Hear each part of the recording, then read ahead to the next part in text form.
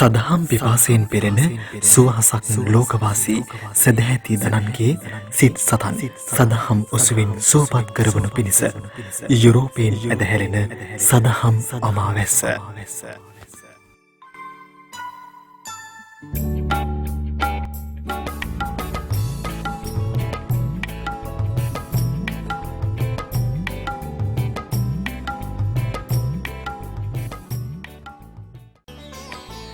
ඉතාලියේ රෝම නගරයේ ශාක්‍ය මුනි විහාරස්ථානය මගින් සෑම ඉරුදිනකම යුරෝපාවේලාවෙන් රාත්‍රී 8ට සංවිධානය කරනු ලබන රෝම ධර්මදේශනා මාලාවේ තවත් එක් ධර්මානුශාසනාවක් ඔබේ ප්‍රඥාලෝකය පිණිස මෙසේ තිළින කිරේ.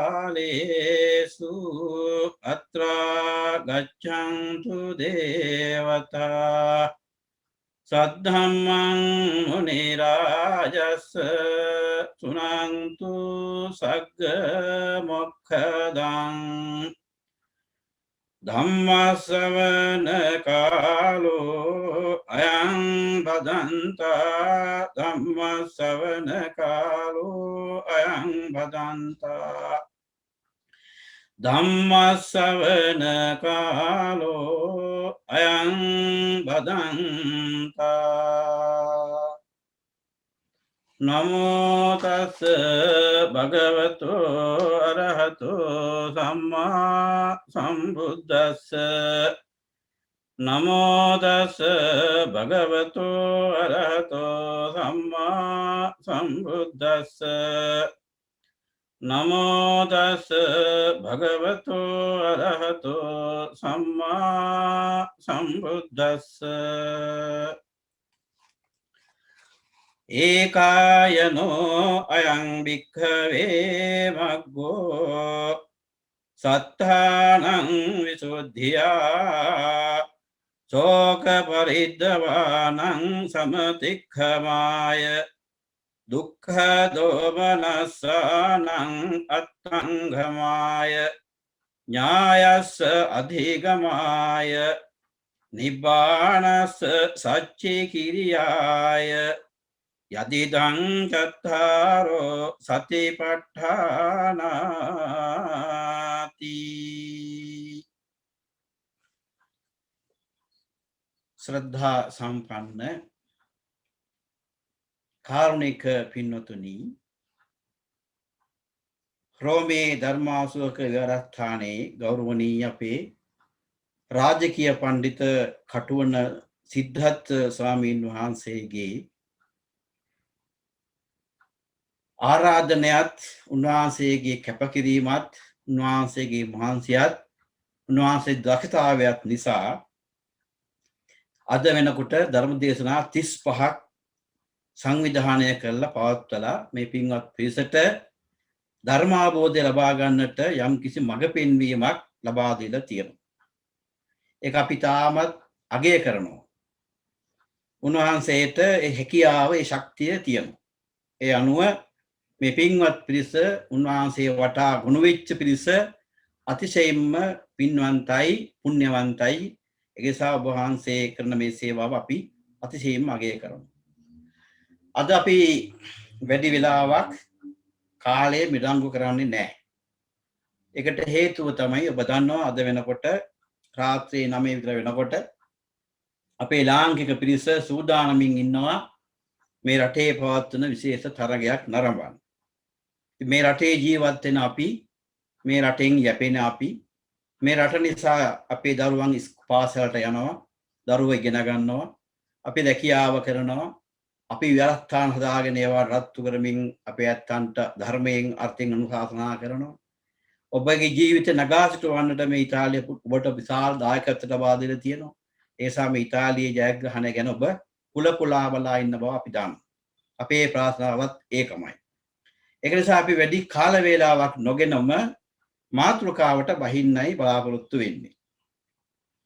පින්වතුනි අද මම කල්පනා කළේ මේ සතිපට්ඨානය ගැන කරුණු ටිකක් සිහිපත් කරන්න. ඒකට හේතුව තමයි අපේ බෞද්ධ සමාජය විශේෂයෙන්ම සිංහල බෞද්ධ සමාජය මේ සතිපට්ඨානය ගැන දක්වන උනන්දුව ඉතෝ හොඳටම මදි. අපි දම් පහන් දෙන්න, එවාගේම පන්සල් නඩත්තු කරන්න, වෙනත් පින්කම් වල යෙදෙන්න, සීල සමාදානයේ යෙදෙන්න අපි කැමතියි.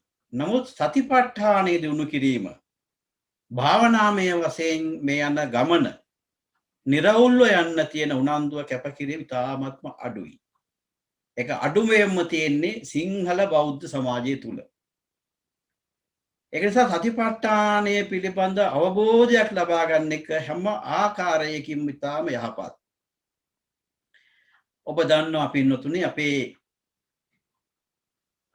ධර්ම සාහිත්‍ය තුල ධර්ම ත්‍රිපිටකය තුල ගත්තොත් ත්‍රිපිටකය තුල ඔබ අහලා ඇති අපේ ත්‍රිපිටකය කොටස් තුනක් ප්‍රධාන වශයෙන් තියෙනවා සූත්‍ර අභිධර්ම විනය කියලා. ඒකට කියන්නේ ත්‍රිපිටකය. මේ ත්‍රිපිටකයෙන් සූත්‍ර පිටකය ගත්තොත් ඒ සූත්‍ර පිටකයේ ප්‍රධාන පොත් පහක් තියෙනවා. දීඝ නිකාය, මජ්ක්‍ධිම නිකාය, සංයුත්ත නිකාය, අංගුත්තර නිකාය සහ කුද්දක නිකාය. නිකාය පහයි. ප්‍රධාන නිකාය පහක් තියෙනවා.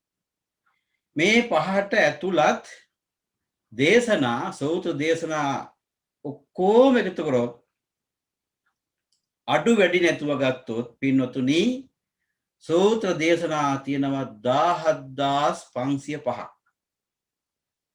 සූත්‍ර දේශනා 17505ක් තියෙනවා.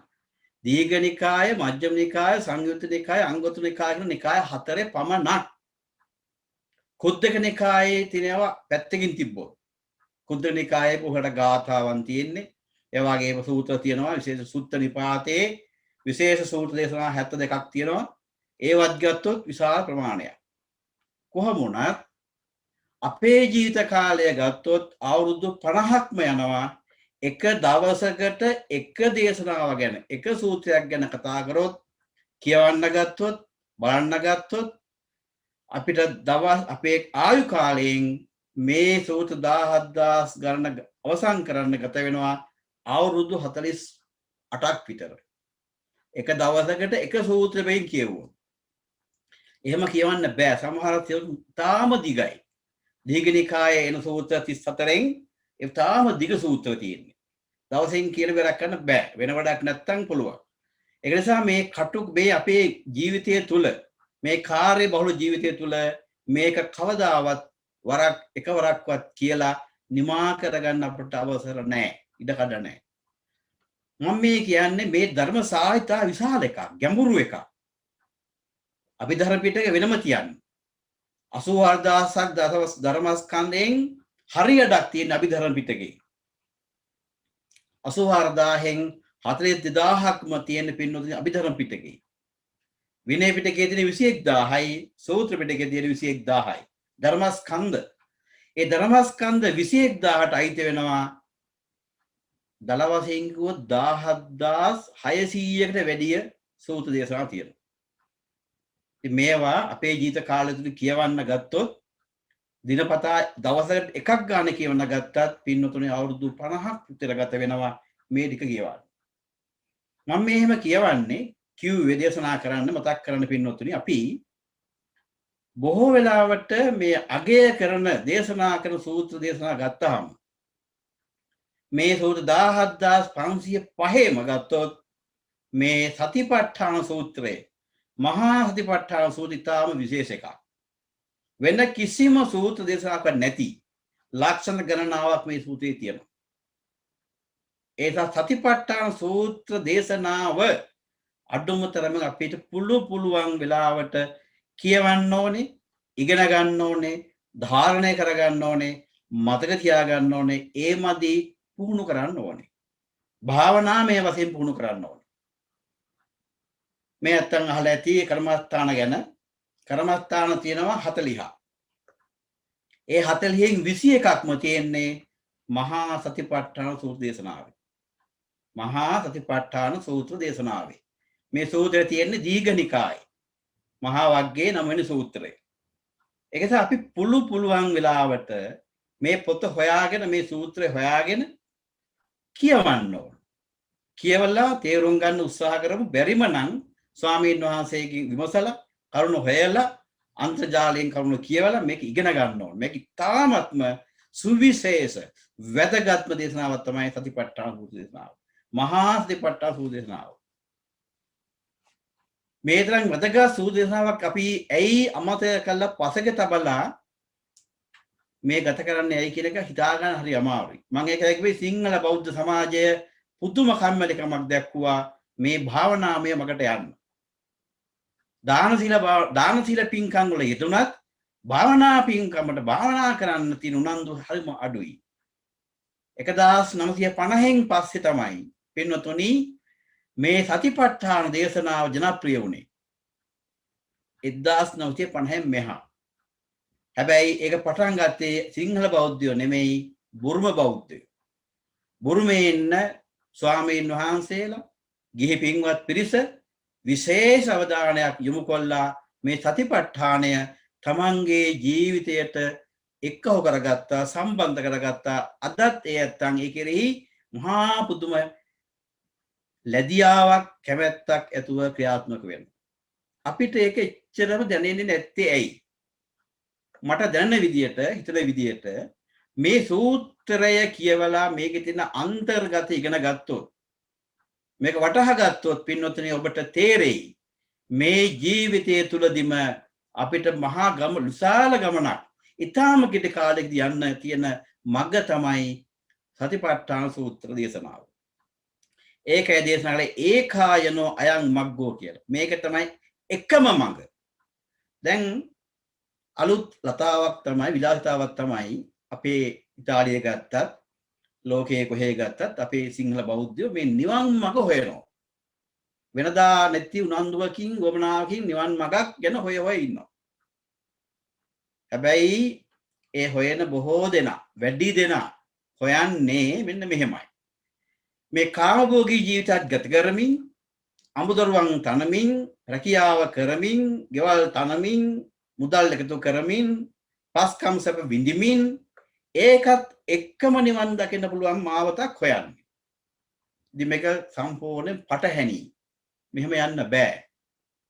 සමහර අය විහාරස්ථානවල අවුරුදු ගණන් බණ අහලා භාවනාවල යෙදিলা දම්පින් කරලා පින්කම් කරලා කණ්ඩ පින්කම් පවත්වලා කියනවා අනේ නිවන් මඟක් හම්බුනේ නෑ කියලා.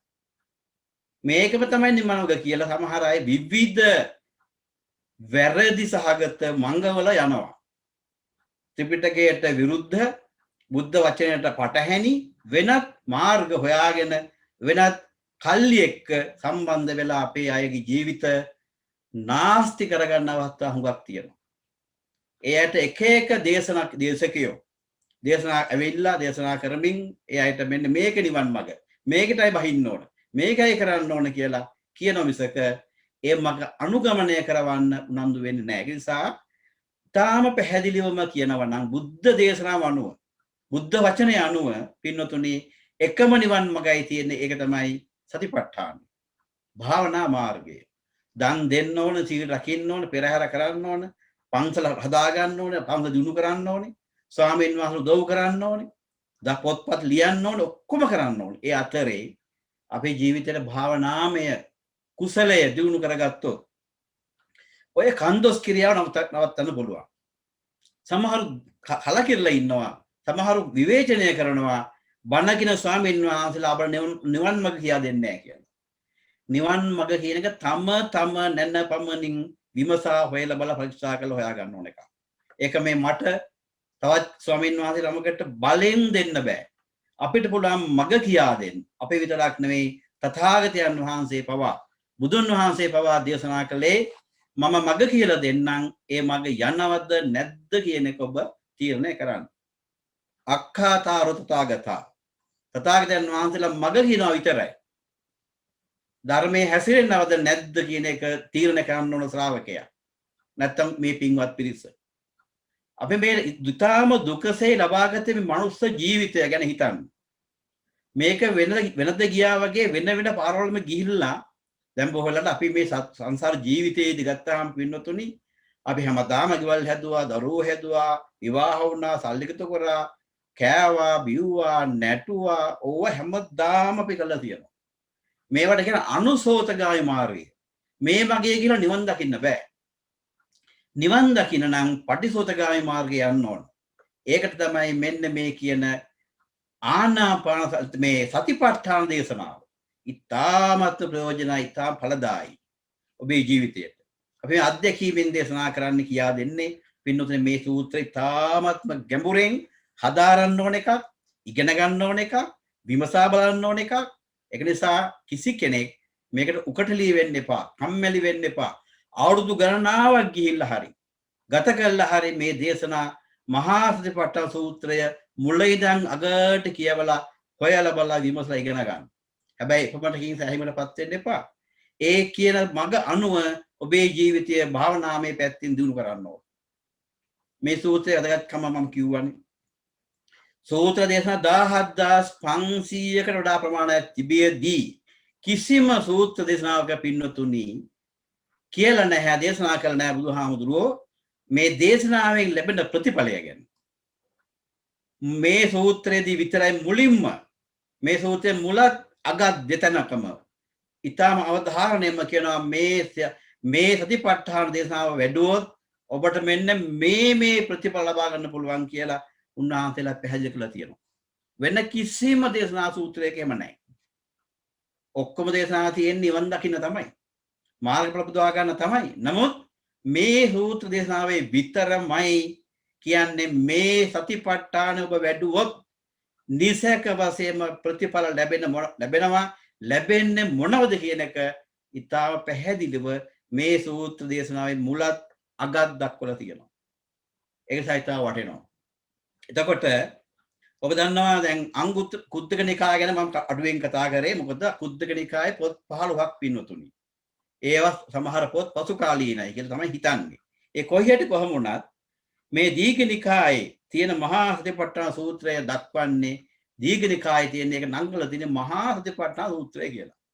හැබැයි ඊට අමතර තවත් තැන්වල මේ දේශනාව තියෙනවා. අඩු වැඩි වශයෙන් පොඩි පොඩි වෙනස්කම් තිබ්බට තවත් තැන්වල මේක තියෙනවා. දැන් උදාහරණයක් වශයෙන් ගත්තොත් සංයුත්ත නිකාය පින්වතුනි සංයුත්ත නිකායේ තියෙනවා අසංකත වර්ගය කියලා සංයුත්තේ කොටහක් තියෙනවා. අසංකත සංයුත්තය. ඒ අසංකත සංයුත්තේ මුලම සූත්‍රයත් කායගත සති සූත්‍රය. කායගත සති සූත්‍රය. ඒකෙන් කියන්නේ සතිපට්ඨානය ගැන. කායානුපස්සනාව ගැන උගන්වන්නේ. ඒ වගේම තමයි තවත් තැන්වල ගත්තොත් සතිපට්ඨාන සූත්‍රය අපි දකිනවා මජ්ක්‍ධිම නිකායේ ගත්තත් මේ සූත්‍ර දේශනාව තියෙනවා. අංගුත්තර නිකායේ ගත්තත් බොහෝ තැන්වල මේ දේශනාව අඩු වැඩි වශයෙන් තියෙනවා. ඒ වගේම කුද්දක නිකායේ ඔබ දන්නා කුද්දක නිකාය ගැන අපි අඩුවෙන් කතා කරේ. ඒකේ තියෙනවා පටිසම්භිදා මග්ගය කියලා කොටහක්. ඒ පටිසම්භිදා මග්ග ප්‍රකරණයේ තියෙනවා සතිපට්ඨාන කතා කියලා වෙනම පරිච්ඡේදයක්. සතිපට්ඨාන කතා කියලා වෙනම පරිච්ඡේදයක් තියෙනවා. එපමණක් නෙමෙයි අංගුත්තර නිකායේ තියෙනවා පින්නතුනි සතිපට්ඨාන වර්ගය කියලා වෙනම ධර්ම කාණ්ඩයක්. කොට්ටාසයක් තියෙනවා. සතිපට්ඨාන වර්ගය කියලා. ඒක තියෙන අංගුත්තර නිකායේ. දැන් සමහර කෙනෙකුට හිතෙන්න පුළුවන් සමහර කෙනෙක් ප්‍රසිද්ධියම දේශනා කරනවානේ අභිධර්ම පිටකය අවශ්‍ය නැහැ කියලා. ඒක බුද්ධ භාෂිතයක් නෙවෙයි කියලා කියන අයත් ඉන්නවා. ඒ මොකද නොදැන කියන්නේ. අභිධර්ම පිටකය ගත්තත් අභිධර්ම පිටකයේ බොහෝ තැන්වල මේ දේශනාව දකින්න තියෙනවා. සබ්බේ ධම්මා සතිපට්ඨාන කියන වචනය අභිධර්ම පිටකයේ කතාවතු ප්‍රකරණ ඉතාම බහුලව ඉදිරියට තියෙනවා. සබ්බේ ධම්මා සතිපට්ඨාන කියන වචනේ. සීලෝ ධර්ම සතිපට්ඨානට අඩංගුයි කියලා තමයි කියන්නේ. ඒවා විභංග ප්‍රකරණය ගත්තොත් ඒකත් අභිධර්ම ග්‍රන්ථයක් පින්නතුනි විභංග ප්‍රකරණය. ඒ විභංග ප්‍රකරණයේ තියෙනවා විභංග 18ක්.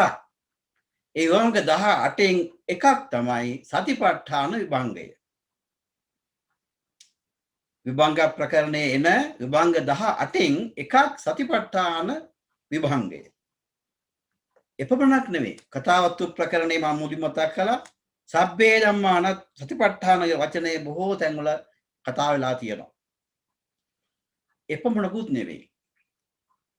මම මේ සූත්‍ර කොච්චර වටිනවද කියලා. මේ සූත්‍ර දේශනාව එක තැනකදී දේශනා කරපු එකක් නෙවෙයි. විවිධ තැන්වල දේශනා කරපු උත්තරයක්.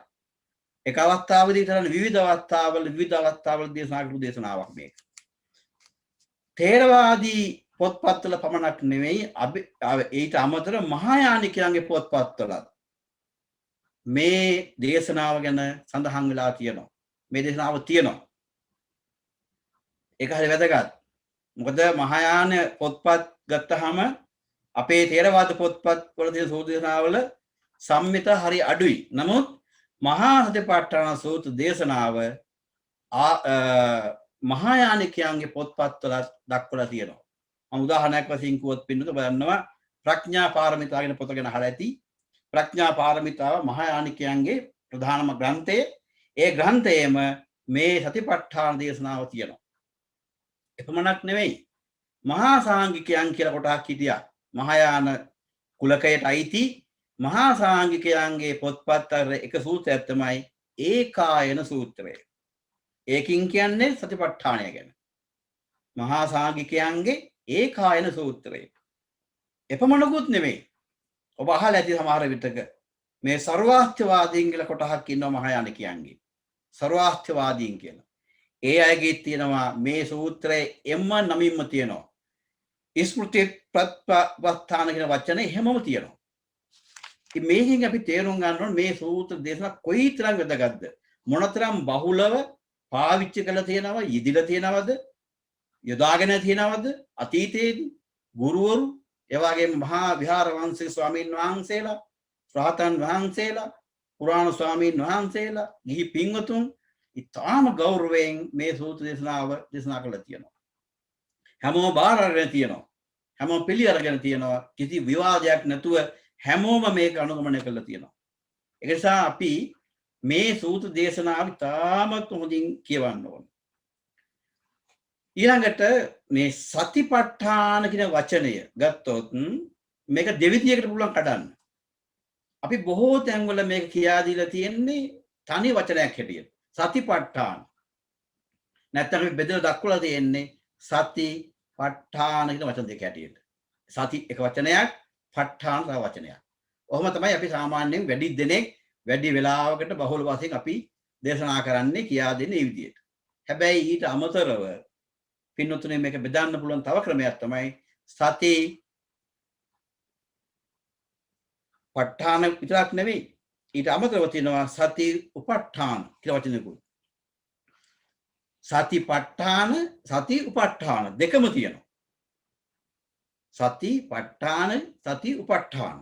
ඒ දෙකම අපේ තේරවාදී සම්ප්‍රදායන ධර්ම ග්‍රන්ථවල මූලික ග්‍රන්ථවල අටුවාවල විශේෂයෙන්ම සුමංගල විලාසිනී කියන අටුවාව. ඒක තමයි දීඝනිකාය අටුවාව. ඒ දීඝනිකාය අටුවාවේදී මේක වචනේ බෙදලා තියෙන විග්‍රහ කරලා තියෙනවා දෙවිදියකට. එකක් සති ප ဋ ාණ අනිත් එක සති උප ဋ ාණ කියලා. ඒ දෙකම නිවැරදි. දෙකේම තේරුම් එකයි. ලොකු වෙනසක් නැහැ. ඒ වගේම අපේ විශ්වකෝෂ, අපේ ශබ්දකෝෂ, අපේ කෝෂ ග්‍රන්ථ, අපේ අටුවා, අපේ ටීකා සම්ප්‍රදාය තුල සති කියන වචනයට අර්ථ 11ක් දක්වලා තියෙනවා. සති කියන වචනයට අර්ථ 11ක්. මේවා හොයලා විමසලා ඉගෙන ගත්තොතින් අපිට දැනෙනවා මේක මොන තරම් වැදගත් ප්‍රයෝජනවත් දේශනාවක්ද කියලා.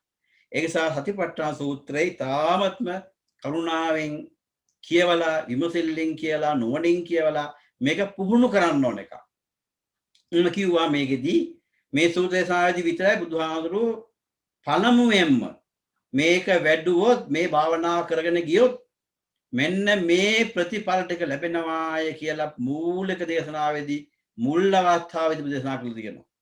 අපේ මාතෘකා පාඨයේ තිබුණේ එම කරුණු ටිකමයි. කාරණා පහක්, ආනිසංස පහක්, ප්‍රයෝජන පහක්, ප්‍රතිඵල පහක් භාවනාවේ ඉදිරිය එක්කෙනාට මේක දිනපතා විනාඩි කිහිපයක් නමුත් භාවනාවේ ඉදුණොත් ඒ ගත කරන විනාඩි කිහිපය තුල මෙන්න මේ දේ මෙන්න මේ ප්‍රතිඵල ලබා ගන්න පුළුවන් කියන එක මේ දේශනාවේ මේ සූත්‍ර දේශනාවේ මුලයි අගයි දෙතැනකම සඳහන් කරලා තියෙනවා.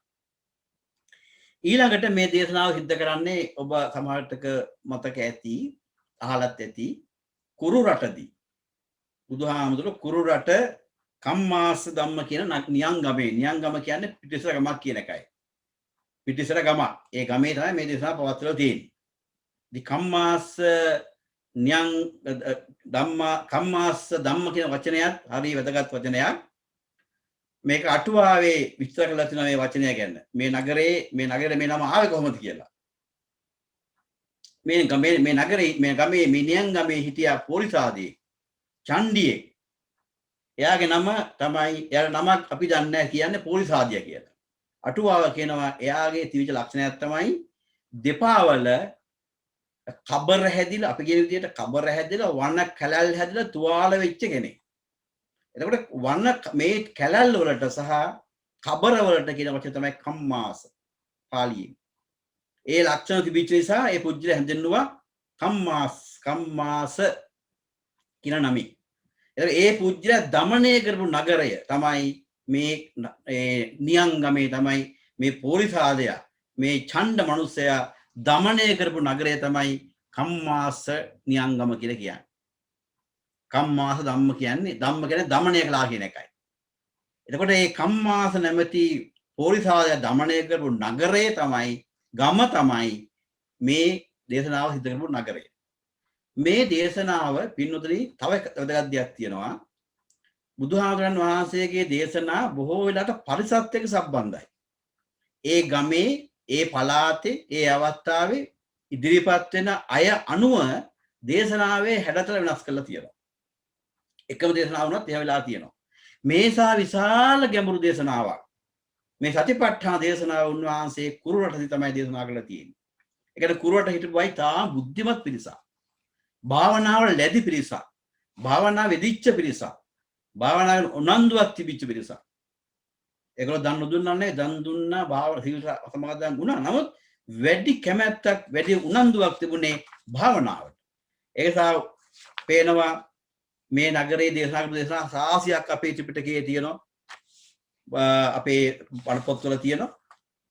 ඒව ගත්තාම පේනවා ඉතාමත්ම දැන් සමහරට අහලා මහා නිදාන සූත්‍රය. මහා නිදාන සූත්‍රය ඊළඟ සාරූපම සූත්‍රය, ඒ වගේ රුක්කුම සූත්‍රය, ඒ වගේ රට්ඨපාල සූත්‍රය, ඒ වගේ මාගන්ධිය ආනන්ද සප්පාය සූත්‍රය වැනි සූත්‍ර දේශනා රාශියක් මේ කුරුරට තමයි දේශනා කරලා තියෙන්නේ. මේ දේශනා සූත්‍ර දේශනා විමසුවාම පේනවා මේ හැම එකයි තාමත්ම ගැඹුරු. විදර්ශනාවට යොමු කරපු සමතෙන් ඈතට ගිහිල්ලා විදර්ශනාවත් එක්ක සම්බන්ධ කරලා මේ නිවන් මඟ දේශනා කරපු දේශනා තමයි මේ සූත්‍ර ඔක්කොම. ඒ නිසා මේ සූත්‍ර වෙනම අරන් කියවලා බැලුවාම පේනවා මේ කුරු රට හිටපු වාසීන්, කුරු ජනපද වාසීන්, නියංගම් වාසීන් සාමාන්‍ය අය නෙවෙයි. ඊටම ගැඹුරු දැනීමක් තිබිච්ච, භාවනාව කියන උනන්දුවක් තිබිච්ච පිරිසක්. ඒ අයටයි මේ දේශනාව සිද්ධ කරලා තියෙන්නේ.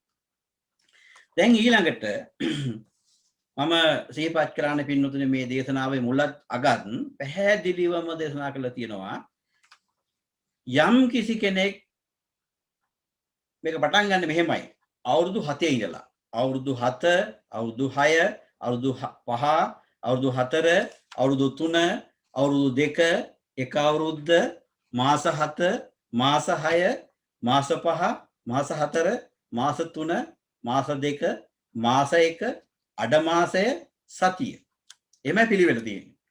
පටන් ගන්න 7 අවුරුද්දෙන් අවුරුදු 7යි. අවසන් කරලා දෙන්නේ දවස් 7ක්. එතකොට අවුරුදු 7ක් එක දිගට යම් කෙනෙක් මේ භාවනාව වැඩුවොත් සතිපට්ඨාන යෙදුනොත් සතිපට්ඨාන භාවනාව යෙදුනොත් ඒකාන්ත වශයෙන් අරහත් වෙනවා. රහත් වෙනවා. වැරදිලා හරි කෙලෙස් තිබුණොත් අනාගාමී වෙනවා. ඔය දෙකෙන් එකක් අනිවාර්යයෙන්ම සිද්ධ වෙනවා. දැන් එතකොට අපිට ලොකු විශ්වාසයක් තියෙනවනේ. මේ බුද්ධ වචනේ අපි විශ්වාස කරනවා නම් ශ්‍රද්ධාව අපේ ගාව තියෙන නිසා උන්වහන්සේගේ දේශනාව බොරුවක් නෙවෙයිනේ. ඒ නිසා උන්වහන්සේ පැහැදිලිව දේශනා කරා යම් කිසි කෙනෙක් 7 අවුරුද්දක් මේ සතර සතිපට්ඨානය වැඩුවොත් එක්ක රහත් වෙනවා. බැරි වෙලා කෙලෙස් හැඳුනොත් මොකද වෙන්නේ? අනාගාමී වෙනවා. මොකද අනාගාමී වෙච්ච එක්කෙනා උපදින්නේ බ්‍රහ්ම ලෝක තලවල. එයාගේ හතර දුක් නිවා ගන්න පුළුවන් පහසුවෙන්.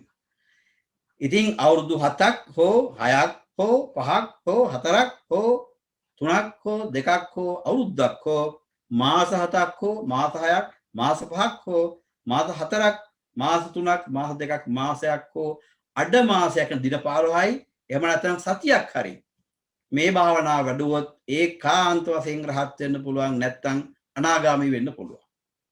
ඉතින් බලන්න අපි මේ නිවන් මාර්ග හොයවා කැලෑවල පීරන්න ඕන නැහැ. විවිධ බුදුදහමට නොගැලපෙන ආයතනවල ගුරුකුලවල ඒ වගේම කල්ලිවල යැපෙන්නේ නැතුව ඔබටත් මොඩත් පුළුවන් මෙන්න මේ බුද්ධ වචනේ විශ්වාස කරගෙන පින්නතුණි මේ සතිපට්ඨානේ වඩන්න. මේක අසීරු නෑ. මේක අමාරු නෑ. මේක බැරි දෙයක් නෙමෙයි. ප්‍රතිඵල ළඟින්ම ලැබෙන එදිනදා ජීවිතේ ලැබෙන ප්‍රතිඵල තමයි මේ සූත්‍රය දහවේ තියෙන්නේ. සතිපට්ඨානේ තියෙන්නේ. ඒක සතිය පිහිටුවා ගන්නවා කියන එක අමාරු දෙයක් නෙමෙයි. සතිය කියන්නේ සිහිය. ප ဋ ාණ කියන එක තේරුම් දෙකක් තියෙනවා. එකක් පිහිටීම අනෙත් එක පිහිටුවා ගැනීම. දෙකම තියෙන ප ဋ ාණ වචනේ. උප ဋ ාණ කිව්වත් ඒ අර්ථයම තියෙනවා. මං කියවනේ සති කියන වචනේ තියෙන අර්ථ 11ක්. ඉතින් කොහොම ගත්තත් ප ဋ ාණ කියන්නේ කො පිහිටීම නැත්නම් පිහිටුවා ගැනීම. දෙකම සිද්ධ වෙනවා කෙනෙක් උවමනාවෙන් උත්සාහයෙන් දින 7ක් මේ කියන්නේ දින 7 වෙන කිසිම දෙයක් නොකර භාවනා කරනවා කියන එක නෙමෙයි. වැඩි වෙලාවක් වැඩි කාලයක් අරන් වැඩි වීරයක් යොදලා ශ්‍රද්ධා විරිය සති සමාධි ප්‍රඥා ගුණධර්ම එක සමාන පවත්වාගෙන යමින් Tamanට පුළුවන් නම් මේ භාවනාව යෙදෙන්න. එයාට පුළුවන් රහත් වෙන්න. එයාට පුළුවන් අනාගාමී වෙන්න. රහත් වෙන්න බැරි වෙනොත් ඒ පොඩි කැස්ටයක් කරලා තිබලා එමුණොත් අනාගාමී වෙන්න පුළුවන්. ඉතින් බාන මොන තරම් ලාභයක්ද කියලා ප්‍රයෝජනයක්ද කියලා මේකමනේ අපි නොකරම ඉන්නේ මේක. වැඩි දිනෙක සිංහල බෞද්ධ අකමැත්තෙන්ම කරන තේ භාවනාව. සතිපට්ඨාන වඩන්න ගම හරි අමාරුයි. සතිය ඉදෙව්වහම නොඑක් ගැටලු. ඒ නිසා මේක තාමත් ප්‍රයෝජනවත් ඵලදායි ඉගැන්වීමක් දේශනාවක් අපි අනුගමනය නොකිරීම තමයි වරද. අනුගමනය නොකර අපි නිවන් මඟ හොය වෙහෙසෙනවා. විවිධ ආයතන වලට අපි යනවා. විවිධ තැන් වලට අපි ගිහිල්ලා හොයනවා මේ තැන් වල තීද කියලා. සමහර ඉතින් තනින් තන ඇවිද අර ගහෙන් ගහකට යන වඳුර වගේ අපිත් තැන් වල යනවා නිවන් මඟ හොයාගෙන. එහෙම ගියා නිවන් මඟ හොයන්න බෑ. මෙන්න නිවන් මඟ. සතර සතිපට්ඨානය දිනු කරන්න, වඩන්න. ඒ වඩන එක මොහොතක් ගන්න. අපි හිතමු යම් කිසි කෙනෙකුට විනාඩි 5ක් එක දවසක විනාඩි 5ක් සතිපට්ඨානය දිනු ගන්න පුළුවන් නම් දැන් මේ සතිපට්ඨාන සූත්‍රය නිසා මම තාම විස්තර කරේ නැහැ. මේක ඉතින් කාල මදි වෙයි. මට ඔබට දෙන්නේ අවබෝධයක්, හැඟීමක්, දැනීමක් දෙනවා මේ කොයිතරම් වටිනවද, ප්‍රයෝජනවත්ද බෞද්ධ ජීවිතය කියන එක. ඔබ මේ දුක නිවා ගන්න, සසර දුකෙන් නිදහස් වෙන්න, මේ දහම් පිපාසාවෙන් සංසිඳෙන්න, මේ උතුම් විමුක්ති රසය විඳින්න ජීවිතය තුළදී මේ විඳින රස එකක්වත් නිරතයි. අපි ඇස් දෙකෙන්, කන් දෙකෙන්, නාසයෙන්, දිවෙන්, ශරීරයෙන් විවිධ රස විඳිනවා. හැබැයි ඒවා සේරම නීරස වෙනවා. එක මොහොතයි තියෙන්නේ. නමුත් මේ විමුක්ති රසය, විමුක්ති සුවය කියන එක එහෙම තව කල්දියක් නෙමෙයි. ඒක නිසා මේකට වෑයම් කරන්න ඕන, වීරය කරන්න ඕන, උත්සාහවත් වෙන්න ඕන, මහන්සි වෙන්න ඕන. මෙන්න බලන්න මේ සතර සතිපට්ඨානේ වැඩිම නිසා කොච්චර කාලයක්ද? අපි දවස් 7ක් කියලා. දැන් සමහර වෙලාවට මේ පින්වුතුන් දන්නවත් ඇති.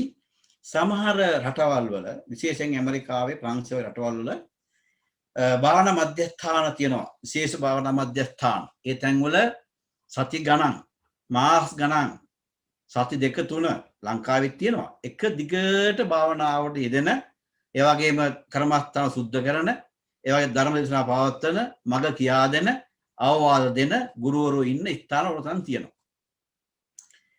ඇයිද බැරි කෙනෙකුට නිකන් කල්පනා කරලා බලන්න නිවාඩු කාලයකදීවත් මේ කාමුක ජීවිතයෙන් ටිකක් මිදිලා මේ පස්කම් කිසිම රසයක් නැති, ගුණයක් නැති, ඉවරයක් නැති, හරියට මේ ලුණුවත බිව්වා වගේ හැමදාම පිපාසාවෙන් ඉන්න මේ කම්සෝය විඳින අපි ටික දවසක් මේකෙන් මිදිලා මේක අතහැරලා දාලා හුදකලා වෙලා අරණ්‍යගත වෙලා බැරි නම් ශූන්‍යාකාර වෙලා මේක පුහුණු කරන්න බැරියයි. විහාරස්ථාන තුල පුළුවන්. ස්වාමීන් වහන්සේලා අනුදැනුම ඇතුව පන්සල තුල මේක කරන්න පුළුවන්. දවස් 2 3ක් යොදාගෙන උදේ ඉඳන් හවස වෙනකන් මේ භාවනාව ගැන මෙනෙහි කරනවා. භාවනා කරනවා, භාවනා ගැන ඉගෙන ගන්නවා, ඒ වගේම අභ්‍යාස කරනවා, ඒවා කමඨාන් සුද්ධ කරගන්නවා, අඩුපාඩු හදා ගන්නවා. ප්‍රශ්න ඇති වුණාම ඒවා හොයාගන්න, ඒවට සාකච්ඡා කරලා විසඳුම් හොයන්න බැරි කමක් නැහැ. ඒකට දක්ෂ පක්ෂ අධ්‍යක්ෂින් බහුල මහා ස්වාමීන් වහන්සේලා මේ යුරෝපේ පුරාම ව්‍යවස්ථාවල වැඩ ඉන්නේ. උන්වහන්සේ ශක්තිය තියෙනවා. නමුත් අපේ දායකයන් භාවනා කියනකොටම අලස ගතියක්, කම්මැලි ගතියක්, පසුබහින ගතියක් තියෙනවා. ඒක තාමත්ම හානිදායකයි. නිවන් මඟ හොයනවා නම් ඔබ කර යුත්තේ ඔබ ජීවිතය ගැන ලොකු විශ්වාසයක් ඇති කරගෙන ශ්‍රද්ධාවෙන් ඇති කරගෙන බුද්ධ වචනය කෙරෙහි ගෞරවය උපදවාගෙන තමන්ගේ ජීවිතය මේ වෙනුවෙන් කැප කරන්න. අපි හැමදාම ජීවත් වෙන්න අය නෙමෙයි. මම කිව්ව මේ ත්‍රිපිටකය කියවන්න ගියොත් අවුරුදු 45ක් 50ක් ගත වෙනවා. එහෙම කිව්වත් මේක තේරුම් ගන්න බෑ සමහර කෙනෙකුට. එහෙම කිව්වා කියලා නිවන් දකින්නත් බෑ. කටපාඩම් කරාගෙන නිවන් දකින්න බෑ. කරන්න ඕන අභ්‍යාසය. ඒ තමයි භාවනාව. ඒක තමයි සතර සතිපට්ඨාන කියලා කියන්නේ. එතකොට මෙන්න මේ භාවනාව වැඩිමෙන් ලබා ගන්න පුළුවන් ප්‍රතිඵල මෙලොව වශයෙන් අපේ මාතුකා පාඩේ මේ සඳහන් කළා ඒකායන යම්මග්ගෝ භික්කවේ මහණෙනි මෙන්න එක. සත්තානං විසුද්ධිය. සත්වයන්ගේ පිරිසුදු බව ඇති වෙනවා. කායික, මානසික, වාචික පවිත්‍ර භාවය පිරිසුදුකම මානසිකව දිනු කරගන්න පුළුවන් මේ භාවනාව කරද්දී. සත්තානං විසුද්ධිය. ඒක මුල්ම කාරණාව.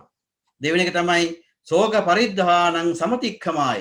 අපි මොනතරම් ශෝක වෙනවද, කනගාටු වෙනවද, දුක් වෙනවද, හඬනවද, වැළපෙනවද, ලතෝණේ තියනවද? වේදනාවෙන් ජීවත් වෙන්නේ වැඩි වෙලාවක්, වැඩි කාලයක් අසහනෙන්, අසතුටෙන්, අපතෘප්තිමත්ව වේදනාව මැද්දි, දුක් පීඩා මැද්දි අපි ජීවත් වෙන්නේ. එහෙම නිසා මේ ශෝක පරිද්දවය, පරිද්දව කියන්නේ වැළපෙන ගතිය. මේවා නතර කරගන්න පුළුවන් මේ සතර සතිපට්ඨානෙ වඩනවා. ඒක දෙවෙනි ප්‍රතිඵලය. මෙලොව වශයෙන් තමන්ට අත්විඳින්න තියෙන ලාභය. භාවනාවේ ඉන්න වෙලාවට අපි හිතන්න කෙනෙක් මම කිව්වා පින්නතුනේ විනාඩි 5ක් භාවනා කරනවා කියන්නකෝ. හැබැයි මේකට උත්සාහය තියෙන්න ඕන. සීලය තියෙන්න ඕන. අදිෂ්ඨානය තියෙන්න ඕන. වීරිය තියෙන්න ඕන. ඒ විනාඩි 5 තුල පින්නතුනේ හිතට රාගය එන්නේ නැහැ. හිතට තරහව එන්නේ නැහැ. හිතට මෝහය එන්නේ නැහැ. හිතට මානය එන්නේ නැහැ. හිත උඩුකම එන්නේ නැහැ. නීවරණ පහ වෙලා අයින් වෙලා යනවා. කාමච්ඡන්ද ඇති වෙන්නේ නැහැ. උද්ධච්ච ඇති වෙන්නේ නැහැ. තීන මිද්ද ඇති වෙන්නේ නැහැ.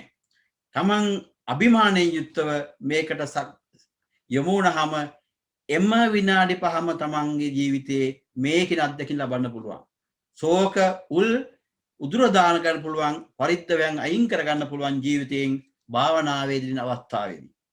ඊළඟට දුක්ඛ දෝමනස්සානං අත්තංගමාය. දුක් දොම්නස් දුරු කරගන්න පුළුවන්.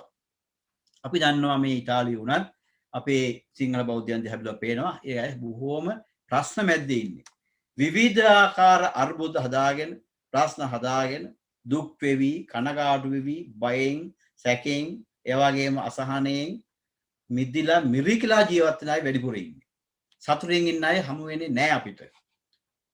විවිධාකාර අමුදරුවන් අතරේ ප්‍රශ්න, දූ දරුවන් අතරේ ප්‍රශ්න, දූ දරුවන් සහ මව්පියන් අතරේ ප්‍රශ්න, සහෝදරයන් අතරේ ප්‍රශ්න, විවිධාකාර ගැටලුත් එක්ක ජීවත් වෙනවා. ඉතින් එහෙම කෙනා ටික මොහොතකට හරි ඒ දුක් දුම්නස් වලින් අත මිදලා ජීවත් වෙන්න පුළුවන් නම් ඒක මොනතරම් වටිනවද, ලාභයක්ද, වාසියක්ද? එහෙම කල්පනා කරලා බලන්න. ඊළඟට ඥායස්ස අධිගමාය. පස්වෙනි හතරවෙනි කාරණාව. ඥායස්ස අධිගමාය.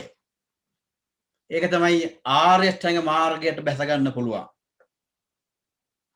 ඥානය කියන්නේ ඒක. ආර්ය අෂ්ටාංග මාර්ගයට බහින්න පුළුවන් මේකෙදි.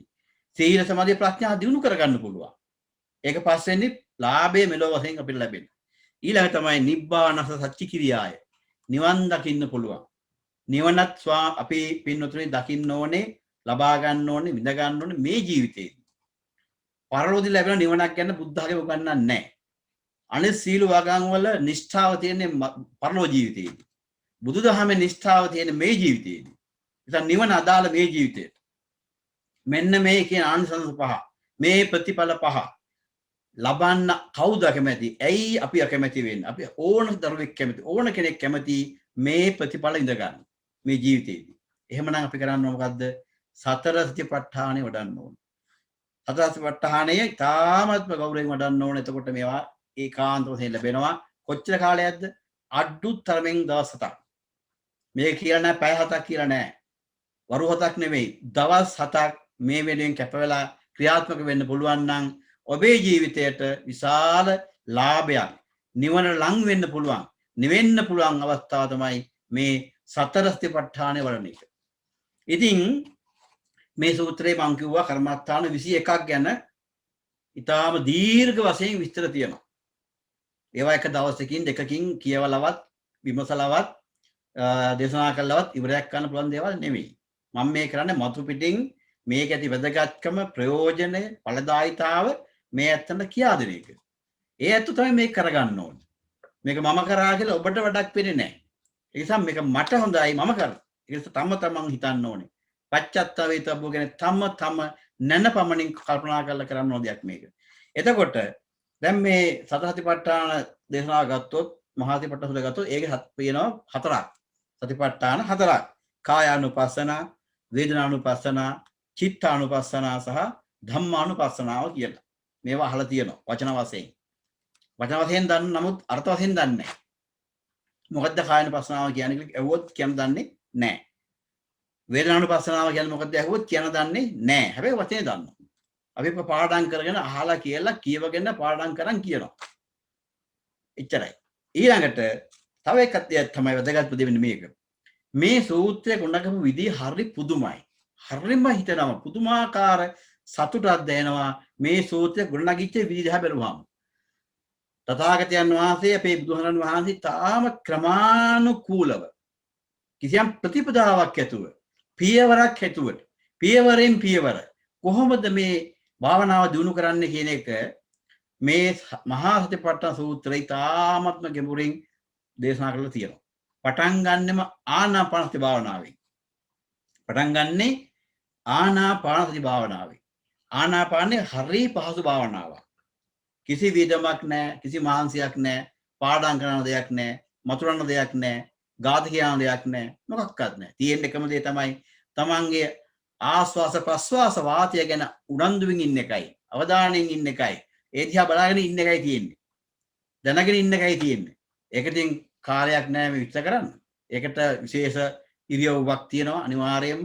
උජුං කායම් පණිදාය පරමුකම් කියන ඉරියව්ව ඉතාමත්ම අත්‍යවශ්‍යයි මේ භාවනාවට. අනිත් භාවනාවට කොහේවත් ඉරියව්වක් නියම කරලා නැහැ.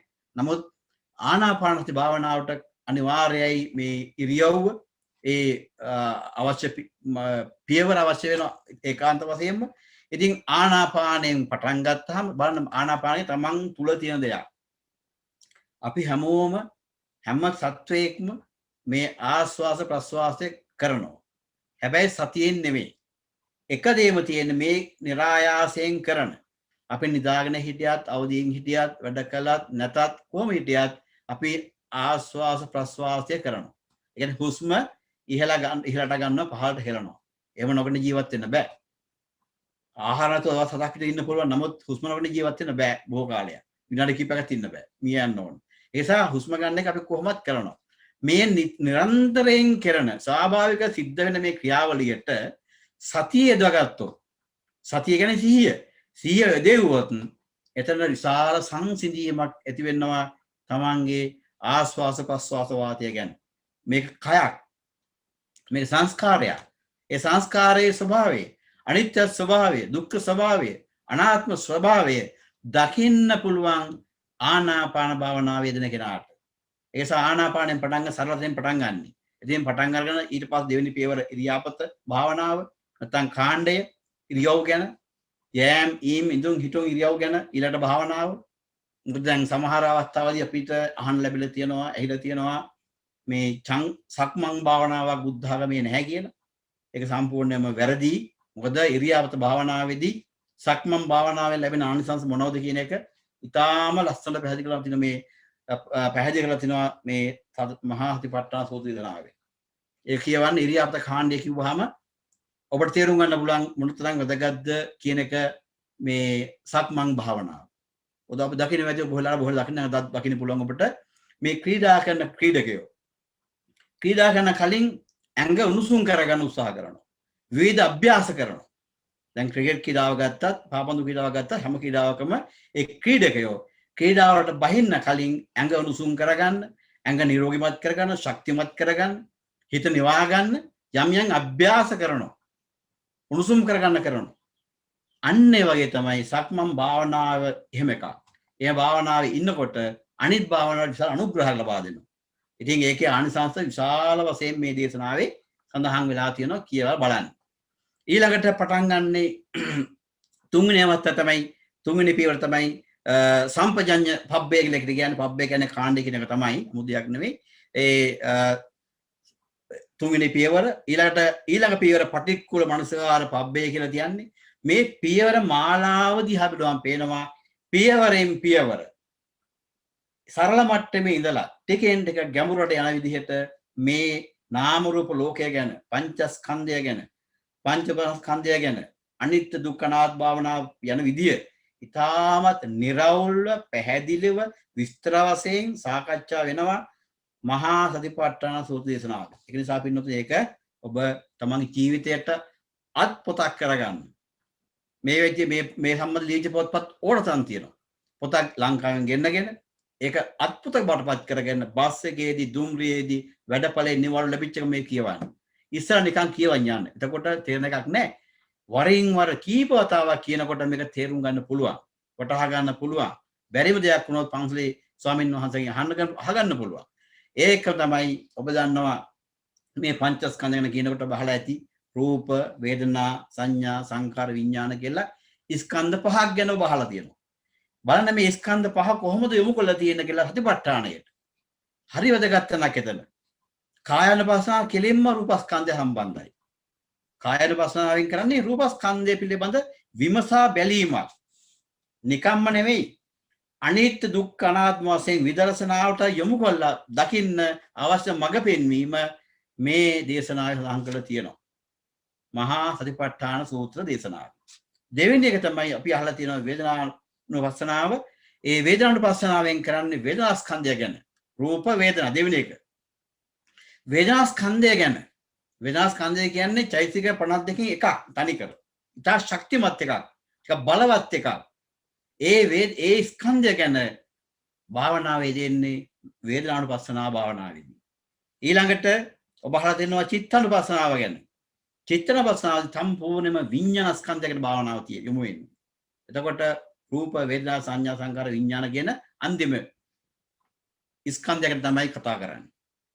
ඊළඟට ධම්මානුපස්සනාවල එකක් තියෙනවා බහලා ඇති හතරවෙනි එක කායානුපස්සනා වේදනානුපස්සනා චිත්තානුපස්සනා හතරවෙනි එක ධම්මානුපස්සනාවේදී තමයි විදර්ශනාව ගැන වැඩි නැඹුරුවක් වැඩි ගොරෝසුකමක් වැඩි උනන්දුවක් උද්‍යෝගයක් ඇති කරලා කරුණු කියා දෙන්නේ ධම්මානුපස්සනාවේදී.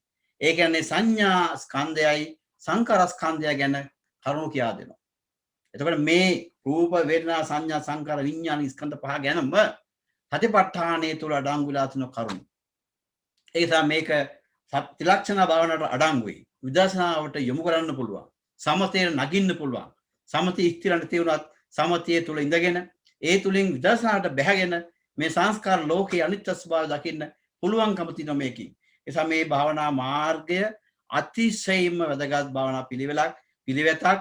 ඒ නිසා මේක අපි අත්විඳින්න ඕන, අත්දකින්න ඕන. ඒ කරන්න නම් පොත අරගෙන කියවලා ඒ අනුව පුරුදු පුහුණු කරන්න ඕන. ඉතින් මේ කරුණ ටික කියා දුන්නාම ඔබට මම හිතන්නේ උනන්දුවක් ඇති වෙයි. මේක හොයන්න ඕන. මේක විමසලා බලන්න ඕන. මේ කියන දේශනාව ඇත්තක්ද බොරුවක්ද? කියනක මේ බුද්ධ වචන ගැන ගෞරවය ඇති කරගෙන ඔබට පුළුවන් මකට බහින්න. ඒක තමයි නිවන් මඟ. ඒකායනෝ අයම් මග්ගෝ. බලන්න මගට කියන වචන දෙකක් තියෙනවා. පාලි භාෂාවේ මගට කියන පිළිවෙතට කියපු පිළිවෙත හරිය මාර්ගය කියන්නකෝ. එකක් මග්ග කියන එක. අනිත් එක තමයි අයන කියන එක.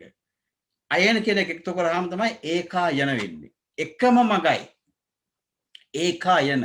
ඒක තවත් තීව්‍ර කරන්න ඕන නිසා තමයි මග්ගෝ කියන වචන දාන්නේ ඒකායනෝ අයං භික්ඛවේ මග්ගෝ.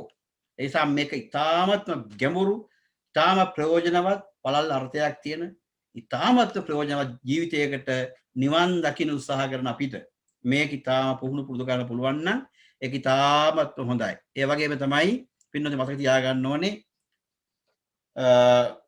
සතර සතිපට්ඨානයෙන් තොර කිසිදු භාවනා ක්‍රමයක් බුද්ධ ආගමට අයිති නැහැ. සතර සතිපට්ඨානයෙන් තොර කිසිදු භාවනාවක් බුද්ධ ආගමට එකඟ නැහැ. ඒක පැහැදිලිවම තියාගන්න. මේ ගැන විස්තර ඔබට කියවන්න බැරි වුණාට දීඝනිකාය අට කතාවේ සුමංගල විලාසයේ අට කතාව ඉතාමත් පැහැදිලිව දේශනා කරලා තියෙනවා. මේ භාවනා හතර කායානුපස්සනා, වේදනානුපස්සනා, චිත්තානුපස්සනා, ධම්මානුපස්සනා කියන හතර තුල අඩංගු භාවනා කර්මස්ථාන 21 ගත්තොත් පින්නොත මේ සියලුම බෞද්ධ භාවනා. ඒ මේවා තාම ගෞරවයෙන් යුක්තව සද්ධාවෙන් යුක්තව ඔබ පුරුදු කරගන්න අවශ්‍යයි කියන එක මතක තියාගන්න. ඉතින් මේට වඩා කාලේ අපි ගත කරන්න කාල වේලාව මදි. අපි කල්පනා කරනවා මේ පින්වත් පිරිසට මේ පිළිබඳව හැඟීමක්, දැනීමක්, වැටහීමක්, වමනාවක් ඇති කරගන්න මේක ඉතා හොඳ අවස්ථාවක් වුණායි කියලා. ඒ නිසා මග හරින්න එපා, අතහරින්න එපා, කලකිරෙන්න එපා. ජීවිතයේ ස්වභාවය වටහා ගන්න, සසර දුක් නිවා ගන්න, දුක් නොම දුරු කරගන්න, නිවන් දකින්න බලාපොරොත්තු වෙනවනම්. මොකද සමහර අය හරියටම කියනවා මේ භවයේදීම නිවන් දකින්න ඕන. මේ ආත්ම භාවයේ නිවන් දකින්න ඕන කියලා හරියට කියනවා. හැබැයි කරන වැඩ පිළිලක් පේන්නේ නැහැ. කියනවා විතරයි. කරන්නේ මොනවද? අර කිපු දේවල්. ඇස් දෙක පිනවන්නේ කොහොමද? කන් දෙක පිනව ගන්න කොහොමද? නාසය පිනවන්නේ, දිව පිනවන්නේ කොහොමද? ඕවා ගැන මිසක මේ කියන தത്വයට බහින බවක් දකින්න හරි අඩුයි. නැත්තෙම නෑ ඉන්නවා. තාම කලාතුරකින්. ඒ නිසා ඔබට පුළුවන් මේ මගට බහින්න. මේක තමයි නිවන් මඟ. මේක ඒකායන මාර්ගය. වරදින්නේ නෑ. ඒ නිසා මේ ගෞරවය ඇති කරගෙන ඔබ මේ මගට බහින්න. සතිපට්ඨානය වඩන්න ඉදිරියේදී අපට ලැබෙන වස් කාලයේදී අපිට පුළුවන් මේ පිළිබඳව දැනුවත් කරන්න, වස් කාලය යොදා ගන්න පුළුවන් මේ භාවනාවට යොමු වෙන්න. ඒ නිසා මහා සංඝරත්නයේ අනුශාසනා ඇතුව මේ කටයුතු කොට මැදිහත් වෙන්න ඔබට වාසනාව, ධෛර්යය, විශ්වාසය, උනන්දුව, ඕනකම ඒකාන්ත වශයෙන්ම ලැබේවා, ඇති වේවා කියන හැඟීම ඇති කරගෙන අපි දවසේ කටයුතු අවසන් කරනවා. අද මේ දේශනාවේ දායකත්වය විශේෂයෙන්ම මතක් කළ විදිහට අපේ දිනේන්ද්‍ර ප්‍රියංගනී යුවල විසින් තමයි ලබා දුන්නේ. ඉතින් අපි එතුමන්ට ඒ දෙපළට පින් අනුමෝදන් කරනවා, පින් දෙනවා. ඒ වගේම තමන්ගේ දරුවන් දෙපළ විශේෂයෙන්ම තිනුල පුතාට, මින්දුල පුතාට ආශිර්වාද කරනවා. ඒ දරුවන් යහමගට ගන්න මේ මව්පියන්ට ශක්තිය, ධෛර්යය, වාසනාව ලැබේවා කියලා. ඒ දරුවන්ගේ නැනනුවන දිනු වේවා කියලා ආශිර්වාද කරනවා. ඒ වගේම තමන් නමින් මියගිය IW හෙන්රි පියාණන් වහන්සේටත්, DG සෝමවතී මෑණියන් වහන්සේටත්, උපාලි මුණසිංහ, අනුර මුණසිංහ මං හිතන විදියට ඒ සහෝදර දෙපළටත්, ඒ වගේම විල්බර්ට් පෙරේරා, ලක්ෂ්මන් පෙරේරා කියන ඒ මාසිනාවරු දෙපළ ඇතුළු ඔබ දෙපළගේම වර්ග පරම්පරාවලට සම්බන්ධ දෙපාර්ශ්වයේ දෙපරපුරේම මේක ඥාති යම්තාක් ඇත්තන් ඒ ඥාතීන්ට මේ පින් අපි අනුමෝදන් කරමු.